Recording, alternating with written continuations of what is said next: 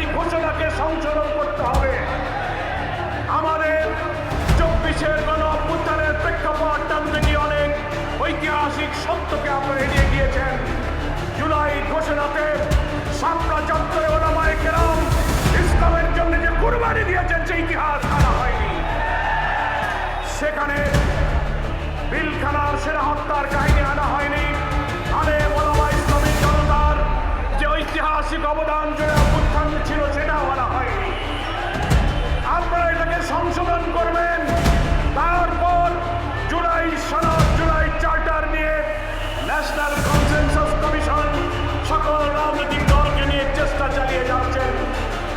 অনেক দিন হয়ে গেল, 2 মাস ধরে নেতৃবৃন্দ চেষ্টা করছেন, কিন্তু একটি দলের প্রভাবের কাছে আপনি মাথা নত করে আমাদেরকে কেন খোয়াতে? আমরা সবাই বলেছি জুলাই সনদকে আইনি ভিত্তি দিতে হবে। একটি বড় দল বলছেন সংবিধানের সংশোধন আইনি ভিত্তি দেওয়ার এই কাজগুলো এখন হবে না, নির্বাচনের পরে যে পার্লামেন্ট আসবে তারাই এসে নাকি সেই কাজগুলো করবে। তাহলে জাতির প্রশ্ন, কেন এই সময় নষ্ট করে 2 মাস ধরে জুলাই সনদের জন্য সময় খরচ করবে? এর পেছনে নিশ্চয়ই অসৎ উদ্দেশ্য আছে। কারা পার্লামেন্টে যাবে আগামী নির্বাচনে, ক্ষমতা জনগণ কাদের হাতে দিবে সে মহান আল্লাহ পাক ভালো জানেন।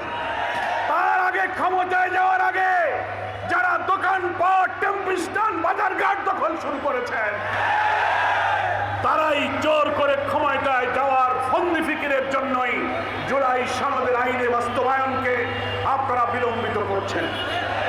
আমরা আজও পরিষ্কার বলি, গতকালকে ঐক্যমত্য কমিশনের সব দলের প্রতিনিধিরা বলেছেন জুলাই সনদের আইনে ভিত্তি দেওয়ার পথ পন্থা আমরা দেখিয়ে দিয়েছি।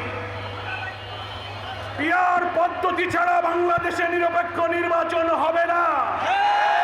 অথচ একটা বড় দলের স্থায়ী কমিটির নেতারা বলছেন পিআর কি খায় না মাথায় দেয়। কেউ বলছেন পিআর, যে দেশের লোকেরা ইভিএম বোঝে না তারা পিআরও বোঝে না।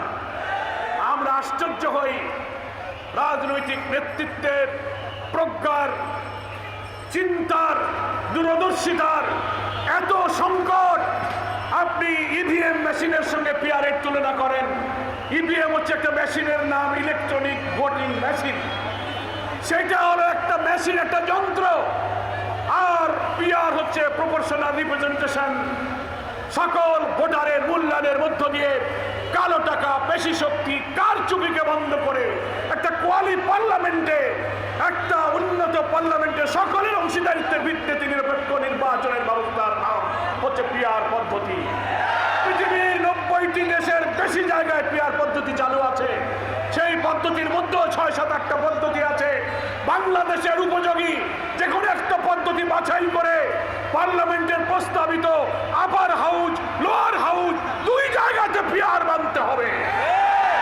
তা না হলে ঐক্যমত্য কমিশনে আমরা যারা পিআরের পক্ষে, জুলাই সনদের পক্ষে বিচারের দাবিতে আজ ঐক্যবদ্ধ হতে যাচ্ছি, ইসলামী দল এবং দেশপ্রেমিক দল এই দাবি আদায় না হওয়া পর্যন্ত আমাদের রাজপথের